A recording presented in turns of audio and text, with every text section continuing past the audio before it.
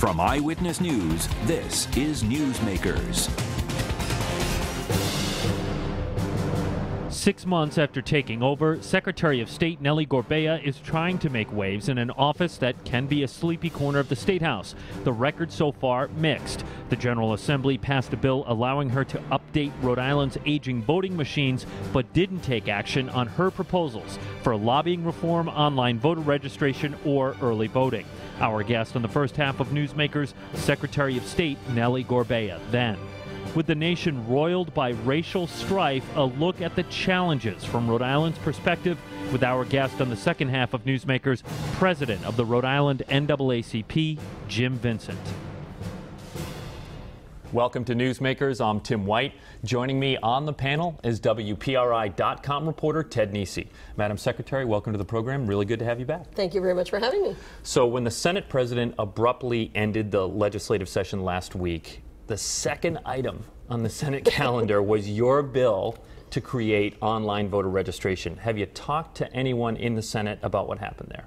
You know, I have not had, I don't have a lot of inside information about what happened. I know that the bill still has a lot of support on the Senate side, so as soon as they're able to either work their differences or at the very latest come January, I have full faith and confidence that this measure will go through. And we had some really important wins, which is the voting equipment procurement that we'll be able to hopefully put together a process under the Department of State leading it. And I do want to talk about that, but that must have been a disappointment that the online voter registration didn't get through. Anytime, the democratic process comes to a standstill abruptly, it's disappointing for everybody around the table. Can any of those things that didn't pass, can they be executed through an executive order? Can it happen that way, or does it have to be through the legislative process? I'm not a lawyer, but I think you would probably have to ask the governor. I don't think so. I think that there are certainly things that we can continue to work on, and we will, to facilitate it so that once the law is in place, we can just continue to run. It's not gonna stop the work in the office, that's for sure. We'll continue to plug away at it. Your original version of the law had your proposal had early voting in it. The final version that came out did not. What happened? What happened that had to get traded away? So we really there were a number of ambitious things we were trying to do in that measure, and we ended up focusing our efforts on the one that everybody was able to rally around. As any legislative process, you have to look and see where your source of support and strength is. And so we went with the online voter registration and ERIC participation. The early in-person voting is something that we just have to have a few more conversations. I don't think it's ruled out. It's just some things you run out of time in terms of getting your support around it. But the online voter registration is going to really make things a lot easier and really clean up the voter rolls, which I think is a real problem. How much is it that these General Assembly members won under the old system, and they might not want to tinker too much with that system? Right. You'd have to ask them, but we showed them that this is a measure that's passed across over 30 states. And so if it was really something that incumbents couldn't win under, I don't think it would have gained momentum in 30 other states. So I don't think really that's it. I mean, anytime you have a substantial change to either an election process or any other process in government, there's going to be questions, and that's part of the process. And you mentioned them coming back in January. Obviously, we have a major election next November 2016, as well as the primaries before that. If your changes that you've proposed are passed again at the end of the session again next year in June, would you still have time to implement them for next year's elections, or do you need them to act very quickly when they come back since this session collapsed? We would definitely prefer to have them pass very quickly so that we can really try to adopt as many of them as possible. This is not, with just the 2016 election in mind, but rather it's over the next several election years you'll be able to see improvements, and that's how we're going to manage it. Your office dropped the lobbying violation charges against Providence lawyer Michael Corso and others involved in the 38 Studios case. As background, your predecessor, Ralph Mollis, had charged them with failing to register as a lobbyist after our reporting showed that he had signed a contract to do government work, relations work for 38 Studios. Why do you about face? That is probably one of the most frustrating moments in my short tenure of 6 months. We examined that case the minute I walked into office.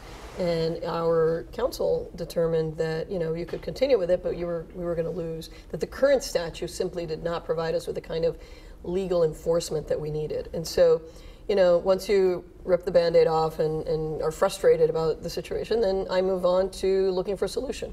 And so we crafted what I think is a really great lobbying reform act with the input of a lot of different people around the table. And so we moved from frustration to solutions on that one. We're still in the process of getting that through the legislative process.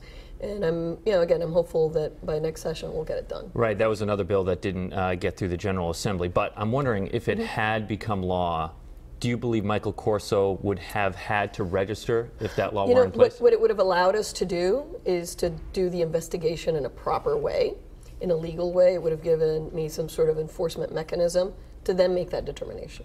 So, and we're speaking with Secretary of State Nellie Gorbea. Did you learn? I guess we're hearing rumors that one of the reasons it didn't pass was it was granting the Secretary of State subpoena power. Is that true?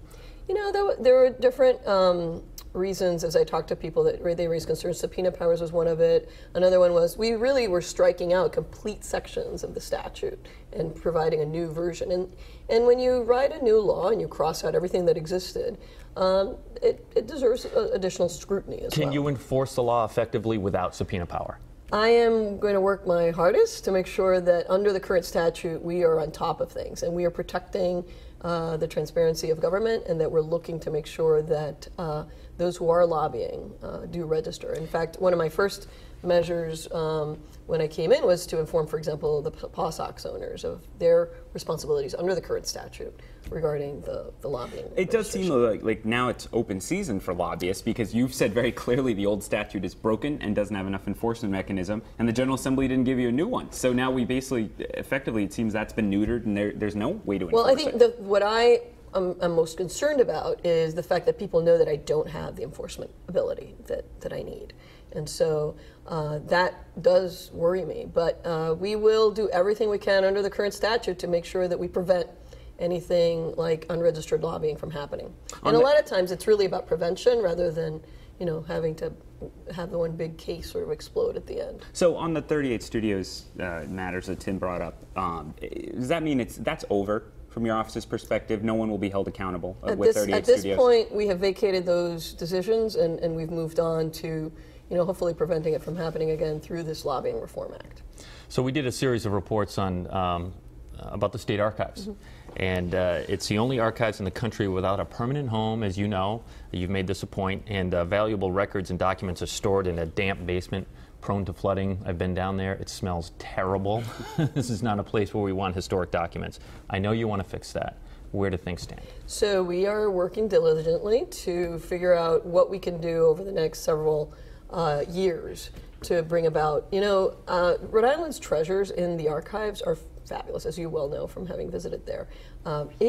We need to use the archives as an educational tool for our children, for our adults, to be proud of being Rhode Islanders. And I'm looking forward over the next several months to figuring out a way in which we can get more of that information out so that Rhode Islanders understand and value our state archives. I think and we can move on to housing them in a proper state facility. You know, and the response we got from that series of reports is very strong. A lot of people didn't know that, and they were very upset. But I wonder what the reaction is going to be when you say this is what it's going to cost. I mean, the last time we tried to fix it, the state floated a bond and it got destroyed on the ballot. So is that, do you see that being the approach? Are we going to have to, and how much is it going to cost? It's too early to know how much it's going to cost. I do think that that we need to bring together a wide variety of stakeholders and have that conversation about what is that we'd like to see in a state archives and say Rhode Island history type facility. And you know, that's my job. I'm about bringing together people, you know, a variety of people around the table and figuring out what is possible. It has to be a public-private partnership of some kind. And I have to believe that given the interest that your piece and just, you know, people on the street tell me about, you know, when they realized that we were the home of really American independence. I mean, happy 4th of July to everybody watching this, right? This is the 4th of July. the United States independence really started with Rhode Island being the first to declare its independence from the king. And so we have a really fundamental role that we've played in the making of this country. We will, in my office over the next several months, be bringing together some sort of task force committee to look at, what are the alternatives that will lead us to a better home for the state archives. I want to go back to some of the voter changes you proposed. You talk about online voter registration as kind of almost a no-brainer, like we should get with the times, but not everyone agrees. House Republican Whip Joe Trillo said during the debate over that bill, quote, "This bill makes it easier for uninformed voters to vote, and I don't want them to vote." What's your response to that? I respectfully disagree with Mr. Trillo. I believe that this is something that is absolutely necessary for our democracy, and that the greater number of people who participate and have a buy-in into our government, the better it is for all of us. So I look at online voter registration as making it easier, for example, for our young people who tend to move a lot, to be able to update their voter address, not to have that additional barrier when they wake up on election week and say, "Oh, I want to go vote. Oh, I forgot to change my address." Well, you didn't know that you had to do it 30 days before an election. So you have to make it easier for people so that they can exercise that interest that people have in exercising their right to vote. There are also a number of states that have same-day voter registration, Yes. which is where you could register and then vote immediately that day. Are you making any effort on that? We introduced a measure on the House side that actually would require what it would do is it would provide for a question on the ballot that would allow us to pose to the voters of Rhode Island. Because right now it's in the Constitution that you have to have a 30-day waiting period. That's a constitutional You'd have to change the You have to Constitution. change the Constitution. So we did introduce a measure. I'm hoping that as we procure the new election systems, we will include in that tablets that include our voter registration database and provide for online same-day registration as part of it. When people see that you have a system where that same day you can figure out who's a voter, who's not, it makes it a lot easier to talk about same-day voter registration. We're speaking with Secretary of State Nellie Gorbea. I'm wondering, you hear a lot of complaints about where the primary is in relation to the general election.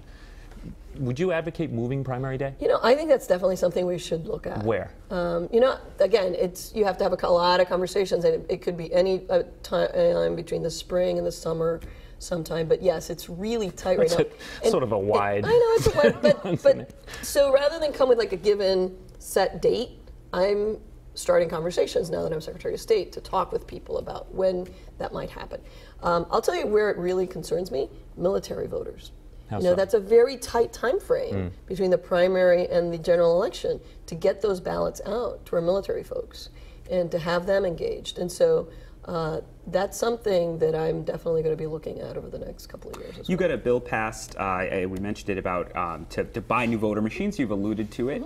Is that something you want to get done in time for next year, one of next year's elections? Because there's at least 3 next year with the presidential primary, regular primary, this general. We're looking at the calendar right now as we speak as to when that will make sense. You don't want to rush into it, and yet at the same time, I want to make sure that we give something to the voters as soon as possible. So it's that delicate balance. What we're looking at is bringing together, a very wide group of people, the commission, somebody representing the disability community, the different minority communities, the Board of Elections, the boards of canvassers, everybody, and taking a look at what equipment exists out there right now, and how can we best use that in Rhode Island. This is not just about substituting old equipment with newer equipment. It's also about rethinking how we do elections. If you no longer have poll books, for example, at the places, but instead have tablets, it allows you to rethink things like same-day voter registration. And so it's a really important moment for us to take some time to think about how we're going to change the elections and maximize what the technology allows us, which is make it easier for people to vote. Make sure that elections are fair, fast, and accurate. We have 30 seconds left here, so a quick question about this. The law also took the power of buying these machines away from the Board of Elections into your hands. Why was that important? I think in part because of the success that we saw when Secretary Langevin purchased the last equipment. I thought that was the precedent that everybody was familiar with. And I think that it's going to be a careful, thought-out, deliberative process. It will include, of course, the Board of Elections. I was in constant communications with them throughout this process. So we're looking forward to working on this as a team. It really will be a fantastic new opportunity. Do you have confidence in the Board of Elections between taking away the voting machine rights, and we just had that mess of the executive session business, and the board said they didn't know what they were doing? I mean, are you concerned about that, how that body's operating? Anytime there is discussion and controversy around anything having to do with elections and campaigns, of course, as the chief state election official, I am going to be concerned. So we'll continue to monitor the situation and see. But in this case, the election system, I knew that I could make a difference. Should they look at a change of leadership there? That is for the board to decide. Not a ringing vote of confidence, though. No. I will say it again. It's up for the board to decide. Secretary of State Nellie Gorbea, thank you so much for joining us on the program this week. When we come back, the president of NAACP Rhode Island, Jim Vincent, stay with us. You're watching Newsmakers.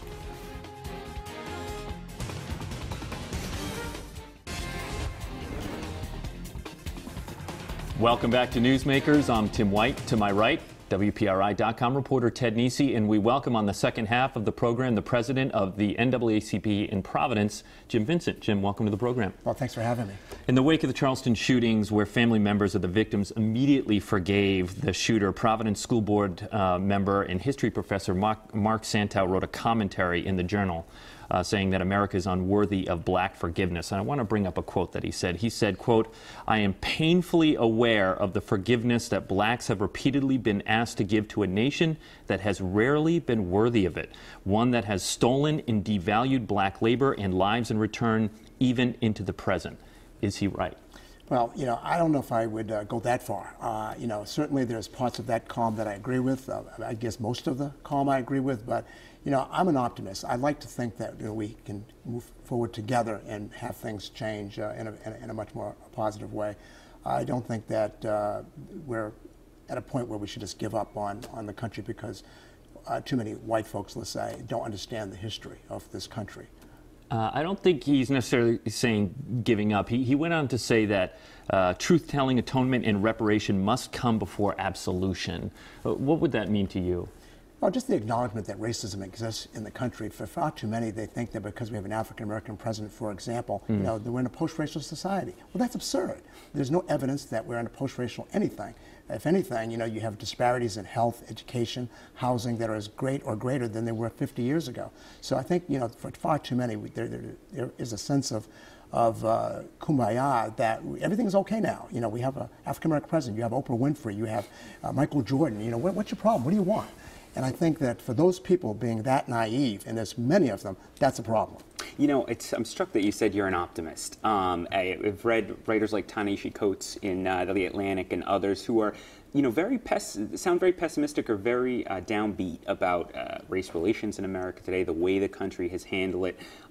Why are you an optimist? What keeps you optimistic in this work? Because I think that, a lot of it is people just don't know the history. For example, the Confederate battle flag, that's the Virginia battle flag. That's not the Confederate flag. I think once people started understanding what that flag represented, that it was hatred and bigotry and not heritage, all of a sudden now you have people from the South saying that flag has to go.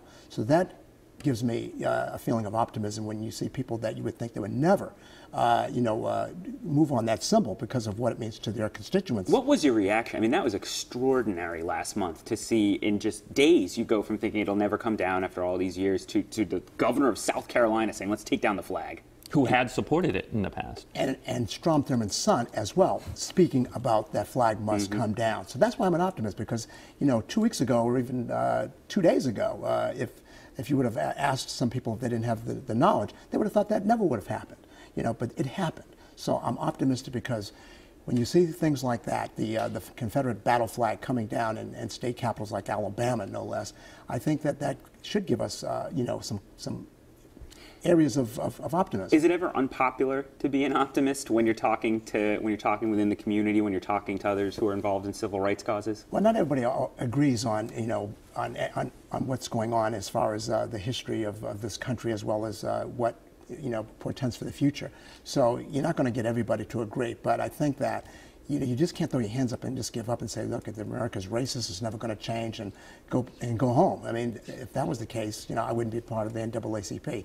But by definition, my fighting these battles is because I do believe that there is a chance for change, and that's why I fight the battle each and every day. I got to ask you about Rachel Dolezal, the former head of the NAACP in Spokane, Washington. Big headlines. She's actually white. Just my very basic first question. Have you ever met her at a conference or anything like that? I don't think I've met her at a conference. I might have. I mean, she's been around for a while. I've been around for a while, so there's a chance that I would have met her, but I don't remember meeting her. And I think that the big thing that I want to say about that is that there's nothing wrong with being white and being the president of an NAACP branch, so that's not the issue. Why she felt that she needed to misrepresent herself and portray being a black person, the only thing I can think of is that she felt that she could be even more effective than she was, and I understand that she was very effective in Spokane in terms of civil rights. She says she's transracial. I don't know what that means. The first time I heard that term was Kim Clooney on WPRO. It said, Jim, what do you think of transracial? I said, Kim, I don't know what that means. Okay.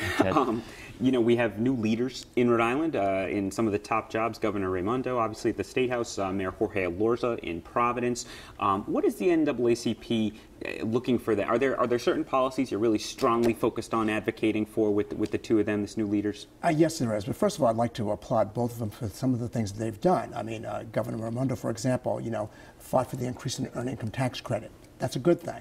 She also advocates for all-day kindergarten. That's a good thing. She also talks about last-day scholarships to make college more affordable. That's a good thing. All those in the budget, actually, I think. Right, so that's a good thing. However, and these are situations that are going to probably unfold in the future. The judiciary, for example, police community and judiciary are all intertwined.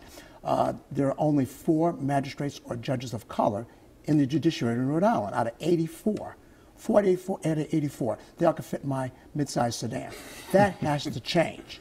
In a state that's 25% people of color, soon to be 40% in the next 20 years. So we have to keep our eyes on the judiciary. We need to look at the state police. We have excellent police community relations with the state police here, but there's not a person of color in the command staff, not one. And the command staff. When we saw in Ferguson, when you had a person of color in command in the Missouri State Police. You talk a lot with Colonel O'Donnell. I know you do. You meet with him a lot. Have you brought that up? Have brought it up, but we have to see what happens. There are concerns I'm sure that he has in terms of the state police that may be more important than that. But to the community, that's important. We need a person of color in command.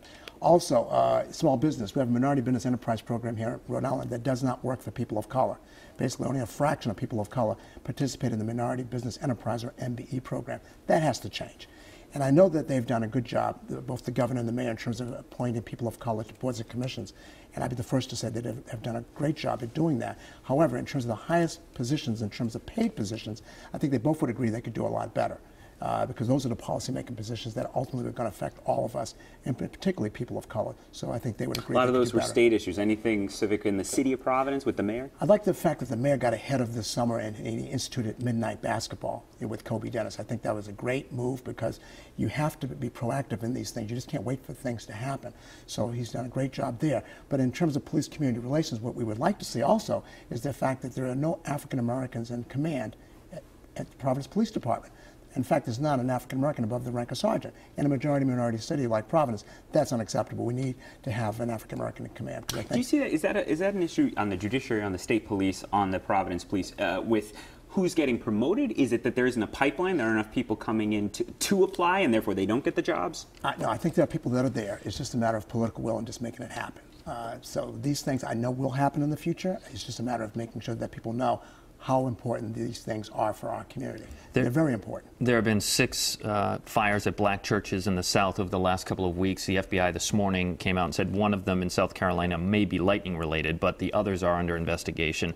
Are you aware if churches here are on alert, and should they be? No, not aware of any churches here, but in fact I think there have been 9 churches, of which 2 are definitely arson. 1, they said, was not, and I guess that was the one with lightning. And the other 6, of course, are very suspicious. Nothing here, but the fact that that was a response, if it was the Ku Klux Klan and other groups, to the families that were victimized, who showed nothing but love and forgiveness and redemption, if that's the response by groups of people, that speaks volumes in terms of the length of time that's going to take for us to come together. As part of their series on race in Rhode Island, the Providence Journal posed this question: should the term minority be retired? What do you think? I think so. Why? I don't think that it's an accurate descriptor. I think it's become a pejorative. I'd much rather see people of color, because that's really what we mean. So say what you mean. If that's what you mean, say it. People of color. Minority is not even an accurate descriptor in terms of cities like Providence, where people of color are the majority. So I think it's a word that it had use many years ago, but it's time for us to retire the word. So let's retire it. We have just a little bit of time left. You've been the head of the Providence NAACP for 5 years? I'm in my 5th year. You're in your 5th year. How much longer do you see yourself in that position? Not much longer, maybe about another 20. Okay, 15. 15 years. We'll hold you to that. Even longer than Tim's going to get to host this show, that's for sure. Maybe not. I don't know. He does a good job. He does. He absolutely does. I'll take that. All right, gentlemen, thank you very much. And I want to remind our audience that you can take us with you if you'd like. You can have Newsmakers as a podcast, as well as Ted's program Executive Suite, as long as he's on that show as a podcast. You can go to iTunes and subscribe to it. Just punch in Newsmakers and Executive Suite. Thanks for watching. I hope you had a happy and healthy, safe 4th of July. We'll see you next week here on Newsmakers with our guest, Senate President Teresa Paiva-Wheat. Thank you, Jim.